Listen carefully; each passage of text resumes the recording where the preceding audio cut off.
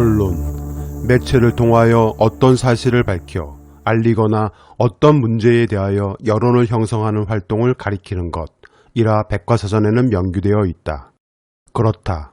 언론은 사실, 즉 팩트에 기인하여야 한다. 그러나 진실은 의도를 가질 시에는 교묘하게 포장할 수 있다. 아예 대놓고 거짓 뉴스와 가짜 뉴스를 만들어내는 찌라시들을 말하는 것이 아니다. 레거시 미디어로 불리는 기성 언론들이 어떤 정치적 의도를 가지고 일방적으로 사실을 왜곡하고 자신의 유불리에 따라 여론을 형성하고 조작하고 만들어 왔는지를 말하고자 한다. 오늘은 이야기가 좀 길어질 듯하다. 감안하시고 영상을 봐주시길 당부드린다. 우리는 근래에 언론이 한 사람과 한 가족을 어떻게 유린하고 짓밟았는지를 똑똑히 목격한 바 있다. 한두 달 안에 수백만 건에 달하는 기록적인 융단 폭격성 때리기 기사를 맞고 버텨낼 재간이 있을 사람이 있을까?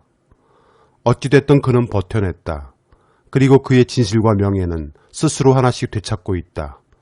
그러면서 그는 온갖 모함과 의도성 기사, 가짜 뉴스로 모욕했던 언론사 및 유튜버들을 향해 합법적 손해배상을 하기로 마음먹었다. 겁먹은 언론들은 우르르 당시의 기사들을 삭제 및 내리고 있다. 최근 더불어민주당 이해찬 대표가 말한 말을 꼬투리 잡아 논란을 야기하여 사람들이 이 대표를 적대시하고 민주당과 나아가 문정부 전체로까지 매도시키고자 하는 다분한 의도성 기사들이 쏟아졌다. 이 대표는 24일 세종시에서 열린 토크 콘서트에서 유럽의 세느강 같은 곳에 가보면 여기는 노트르담 성당 등 역사 유적이 쭉 있다. 그 설명을 듣는 게 큰 관광 유람이다. 그걸 들으면 프랑스가 어떻게 여기까지 살아왔구나 느낄 수 있다며 우리는 한강변에 아파트만 늘어서서 여기는 단가가 얼마, 몇 평짜리 이런 천박한 도시를 만들면 안 된다. 그래서 품위 있고 안전하고 문화적으로 성숙한 그런 도시를 잘 만들어 나가야 한다고 밝혔었다. 이 말의 앞뒤를 자른다. 그리고 발언 중에 천박한 도시라는 표현만을 두드러지게 표현하여 논란을 만든다. 이 대표의 말은 서울의 집값 문제 및 재산 가치로만 평가되는 현실에 대한 안타까움을 표현한 것인데 특정 발언만 문제 삼아 마치 서울을 폄훼하는 것처럼 보도 경쟁을 한 것이다. 늘 순서는 똑같다. 꼬투리는 반죽된다. 미통당 등 수구 세력이라는 렌즈에 들어가 부풀려지고 왜곡된다. 이해찬 대표의 발언에 미통당은 대변인 논평을 통해 지난 총선 때는 부산을 초라하다고 하더니 이제는 대한민국의 상징이자 글로벌 10대 도시인 서울을 졸주의 천박한 도시로 만들었다라며 압도적인 지지로 서울 민주당 의원들이 받은 표는 천박한 표인가라고 주장했다. 국민의당도 논평을 통해 10년간 민주당의 표를 몰아준 서울 시민을 향해 민주당 대표가 천박한 도시라고 독소를 퍼부은 것은 지극히 비정상적인 언사라고 주장했다. 이를 언론은 이스트 같은 다양한 어구로 더더욱 부풀린다. 그리고 마구 뿌린다. 사람들은 그 빵을 먹는다. 언론이 추구해야 할 가장 큰 가치는 사실이 아니라 진실이고 그 진실은 전체 맥락 가운데서 찾아야 하는 것이다. 그 발언의 맥락은 천박한 도시가 아니라 품위 있고 안전하고 문화적으로 성숙한 도시를 만들어 나가자라는 것이다. 그런데 언론은 그런 전체 맥락과 주제는 무시하고 그 의미를 전하기 위해 비교용으로 사용된 천박한 도시라는 표현만 뽑아내 이 대표가 서울을 천박한 도시로 폄하했다며 사실로 진실을 왜곡해 독자나 시청자들을 속이는 전형적인 수법을 쓰고 있는 것이다. 요즘 사람들 너댓 명이 모이면 부동산 정책을 두고 문정부를 성토한다 한다. 최근 안철수 국민의당 대표는 문정부 부동산 대책을 22타수 무안타라고 호평하며 언론의 재료를 만들어주고 있고 미통당 주호영 원내대표는 국회 연설 및 상임위 간사단 회의 발언을 통해 부끄러움을 아는 정권이 되기 바란다며 문재인 정부를 비판했다. 주 원내대표는 부동산에 치솟는 것도 치솟는 부동산 앞에서 국민들 모두를 죄인시하면서 중구난방 화풀이 대책을 쏟아내는 것도 다 송구스러운 일 아니냐고 비판했다. 가 아닌 1인 1채 보유 형식으로 서류를 꾸미고 오히려 다주택 보유로 인한 세금 폭탄은 피하고 1주택자로 세금 혜택을 본다란 비꼬는 말까지 나오고 있다. 그들은 사람들의 심리를 이용한다. 서울, 강남 등 집값의 상승 요인을 부추길 수 있는 곳에 부동산을 다수 보유하고 있는 큰손들은 서로 담합하여 부동산 가격을 올리고 시장을 부추긴다. 그러면 일반 시민들은 불안해진다. 이러다가 평생 집 한 채 제대로 못 사는 거 아닌가 하는 불안 심리가 작동된다. 그리고 이런저런 정부의 강도 높은 규제 소식이 들려올 때마다 더 늦기 전에 빚을 내서라도 집을 장만하기 위해 무리수를 두게 된다. 그렇게 경쟁되고 과열된 부동산은 걷잡을 수 없게 가격은 폭등한다. 가만히 앉아 수십억 수백억을 벌어들이는 큰손들은 정부의 세금 규제 방안들에 대해 전혀 개의치 않고 오히려 그 규제들로 인해 피해를 보는 것은 일반 시민들이 되기도 한다. 부동산 가격 상승이란 마치 해일과 같은 것이다. 미주 쪽 어느 지역에서 지진으로 인해 해일이 발생하면 오랜 시간이 흐른 후 태평양 연안과 일본에 이르기까지 그 해일 여파로 인해 막대한 피해를 입게 되는 것처럼 말이다. 부동산도 그렇다. 치솟는 부동산에 대해 미통당 주호영 원내대표는 문정부를 향해 부끄러워해야 할 일이라 했다. 지금의 부동산 문제의 진짜 원인은 어디에서 출발한 것일까? 해일은 2015년 박근혜 정부 때 터진다. 서울 아파트 평균가 4억여 원이었던 것이 그때 5억 이상으로 뛴다. 그 부동산 지진은 해일을 만든다. 그리고 서서히 해일은 밀려든다. 2017년 박근혜 정부 말 가격은 한 번 더 요동치고 이윽고 그 해일은 문재인 정부를 강타한다. 무려 6여 년 만에 가만히 앉아서 2배 이상인 9억 가까이 오른 것이다. 이러니 열심히 일해 한 달 한 달 살아가는 서민들은 자괴감에 빠질 수밖에 없으며 서울에 강남에 집 한 채라도 보유하는 것이 몇십 년 일에 모은 돈보다 훨씬 부를 축적할 수 있는 길이라 여길 수밖에 없는 것이다. 이 집값 상승의 결정적 원인, 즉 부동산 지진을 일으킨 그 요인은 2014년 12월 박근혜 정부 때 당시 새누리당에 의해서 만들어진다. 이른바 부동산 3법 개정안이다. 158석의 과반 의석을 가지고 있던 새누리당은 부동산 지진을 막을 수 있었던 각종 규제 안전장치들의 안전핀을 뽑아버린다. 부동산 3법 개정안에는 도심 재개발 재건축을 허용하는 법이었다. 첫째, 분양가 상한제 폐지법이다. 이 법은 민간 택지 아파트를 대상으로 하며 건설사가 마음대로 분양가를 책정할 수 있게 만든 법이다. 둘째, 재건축 초과이익 환수 유예법이다. 건설사 등 재건축으로 인해 초과이익을 얻은 10% 환수법을 3년 동안 적용하지 말자는 법이다. 셋째, 조합원 3주택 허용법이다. 조합원 1가구가 받을 수 있는 최대 주택수가 한 채였는데 이것을 늘려 3채로 허용하는 법이다. 다시 말해 분양가는 건설사 마음대로 올리고 그로 인해 얻는 초과이익은 다 챙기게 해주고 심지어 재건축으로 최대 3채까지 허용해주자는 법이었다. 한마디로 건설사 및 큰손들에게 준 강남 재건축 특혜 종합 선물 세트였던 것이다. 이 악법은 서울 강남의 재개발 재건축을 촉진시켰다. 새누리당이 나서 투기를 조장시킨 것이다. 이 법안 통과로 인해 강남 부동산 가격은 폭등했다. 그리고 기다렸단 듯이 강남은 송파 가락시형, 개포 주공 등 6개 대단지 지역에서 재건축이 시작됐다. 이로 인해 이 부동산 3법이란 악법이 통과되기 전인 2014년에 가락시형 아파트 시가총액이 4조 정도였던 것이 2018년 들여 무려 13조 2천 원에 이른 것이다. 4년 만에 3배나 오른 것이다. 이는 주변 아파트 시세까지 덩달아 함께 오르는 효과를 일으켰다. 여진에 여진이 계속된 것이다. 이러한 강남 재건축 맞춤형 특혜법으로 인해 참혹한 집값 폭등이란 지진과 해일을 일으킨 것이다. 이로 인해 큰 떼돈을 번 사람들은 그들이었다. 당시 새누리당 의원들은 강남에 집을 보유하고 있던 자들이 다수였다. 특히 재건축 아파트를 보유하고 있던 자들이다. 그중 이름만 들어도 알만한 인간들은 김진태, 유승민, 경대수, 신경림, 윤영석, 이상일, 이완영, 이현승 등 새누리당 의원들이었으며 당시 민주당도 문희상, 문병호 등 5명이 찬성했다.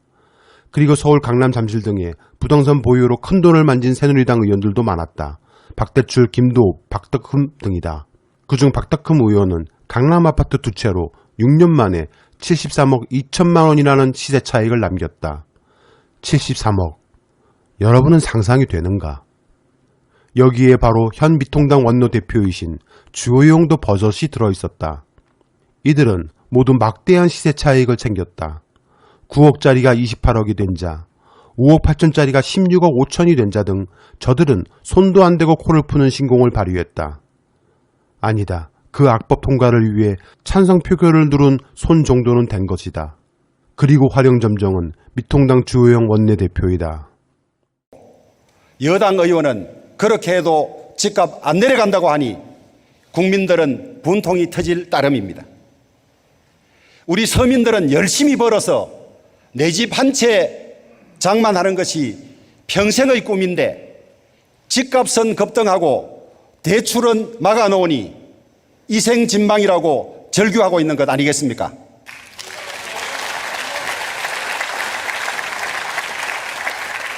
어렵사리 내 집 한 채 마련하니 이제는 종부세와 재산세 폭탄을 퍼부을 뿐만 아니라 양도세마저도 인상하겠다고 하니 도대체 이 나라에서는 집 가진 것이 죄입니까? 정작 고위직 인사들은 노른자위 땅 아파트로 막대한 시세 차익을 올려 국민들에게 분노와 박탈감을 안겨주고 있습니다.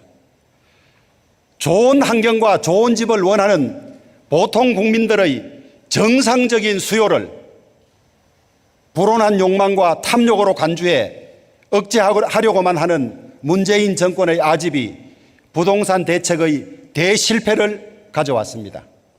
주호영, 이자는 부동산 3법 악법을 통과시켰으며 강남 반포 주공 아파트를 가지고 있어 그 일로 인해 45억짜리 아파트로 만들었다. 게다가 자기가 찬성한 그 악법으로 아파트 2채를 분양받기도 했다. 초과 이익 환수도 한 푼도 내질 않았다. 무려 아파트 한 채가 45억짜리다. 그는 문재인 대통령이 부동산 가격이 치솟게 한 주범인 듯 말하며 문정부를 향해 부끄러워해야 할 일이라 했다. 그는 집 한 채에 있는 게 뭐가 문제냐라고 했다.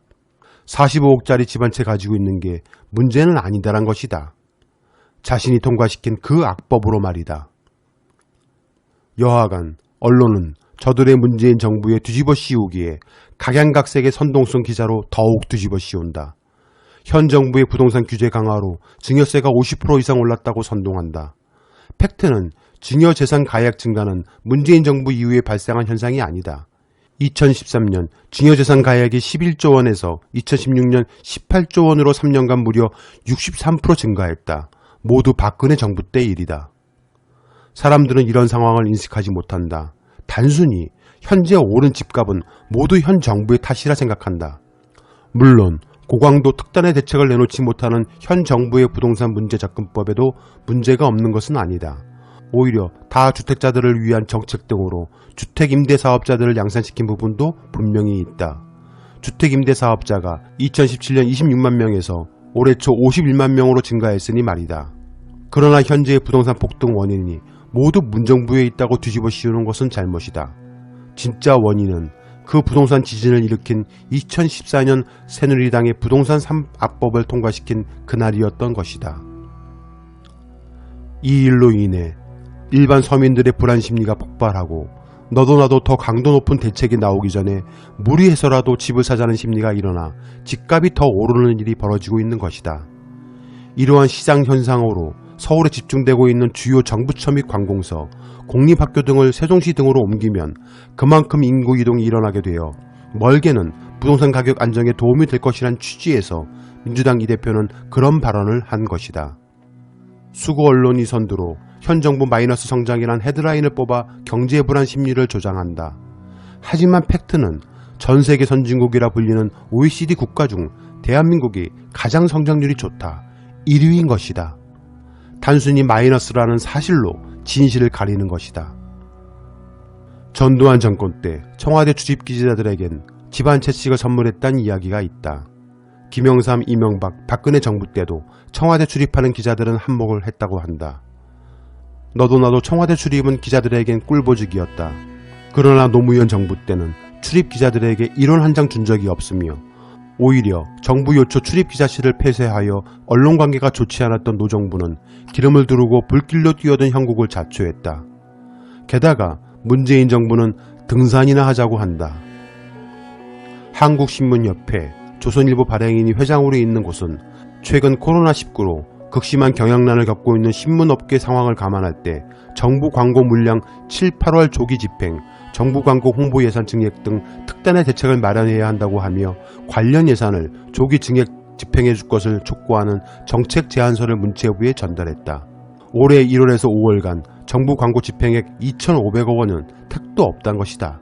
국민 세금을 빨리 집행해서 언론사들에게 주고 그것도 모자라니 더 증액하란 것이다. 신문협회의 멘트는 황당함을 넘어 가관이다.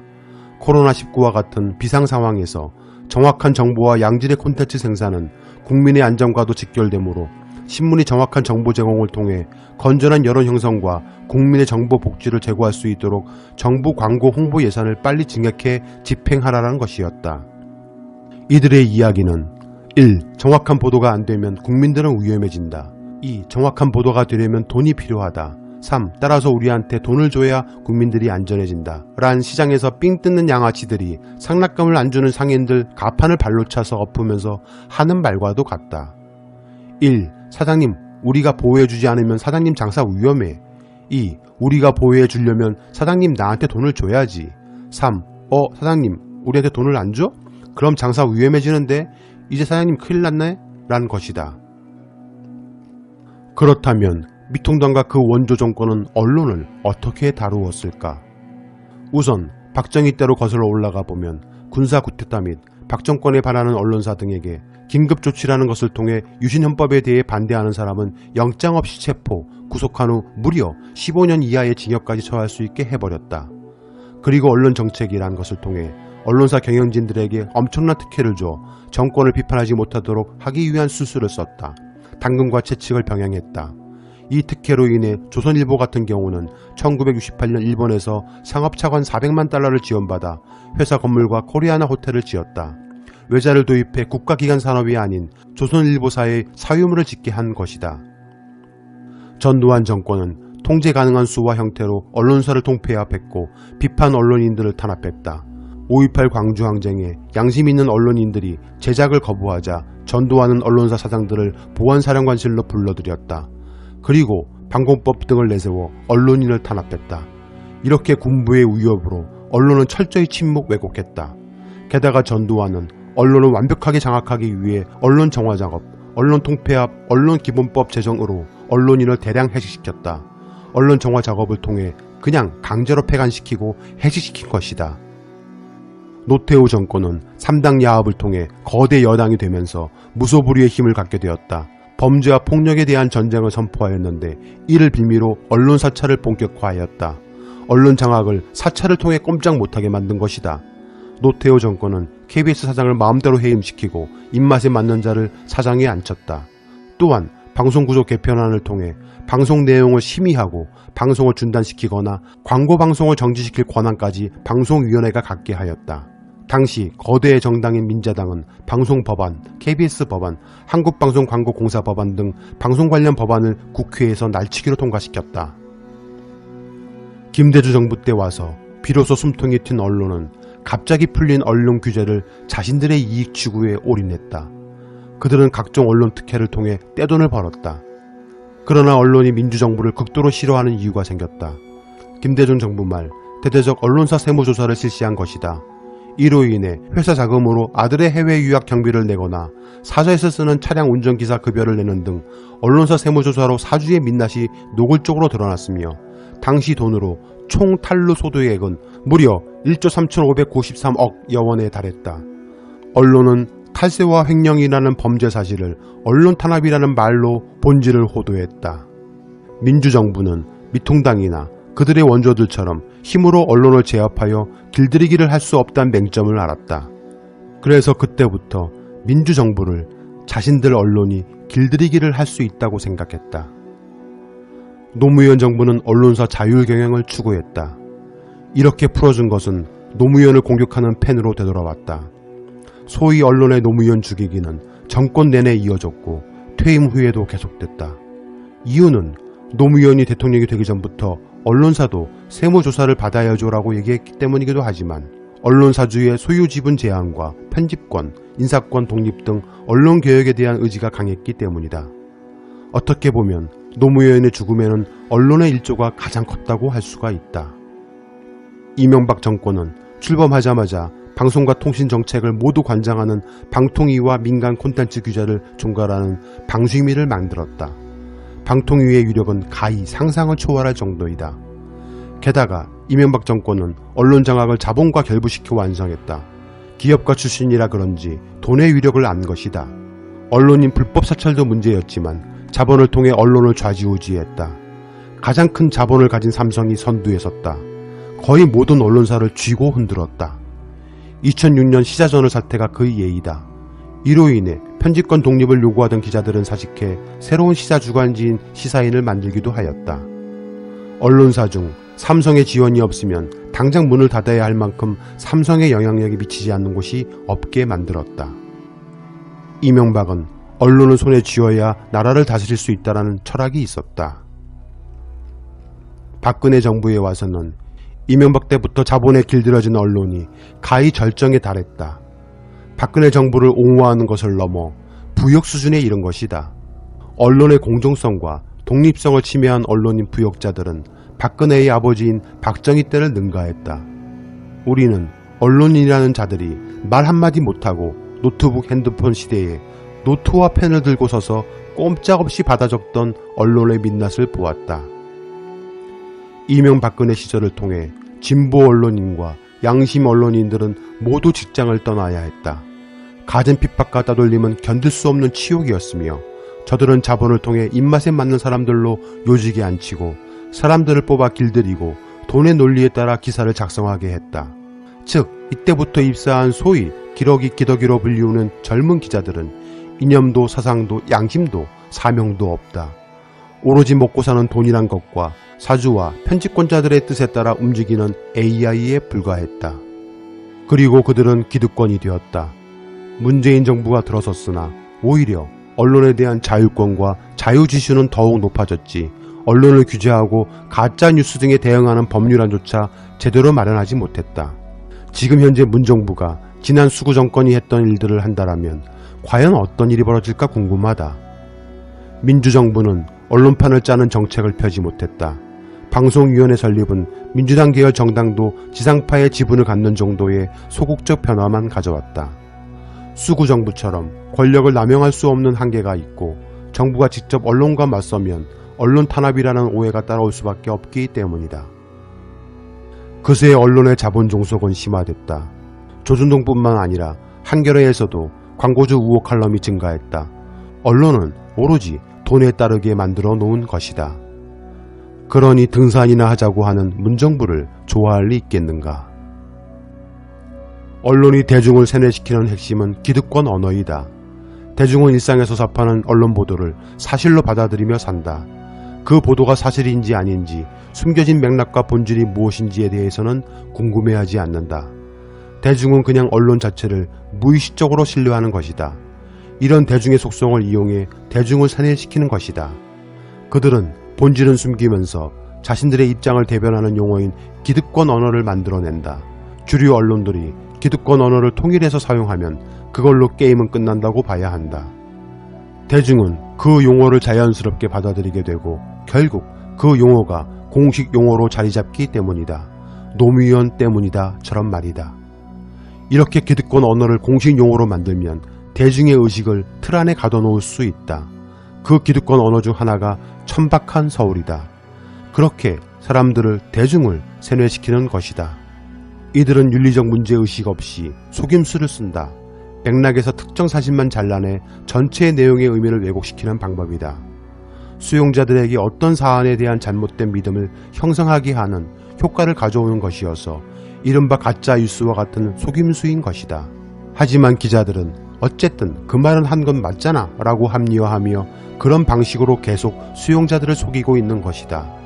그렇게 기사를 쓰는 전체 발언의 맥락 가운데 특정 단어만 눈과 귀에 들어오게 심각한 편향에 빠져 선택적 주목을 하게 하는 것이다.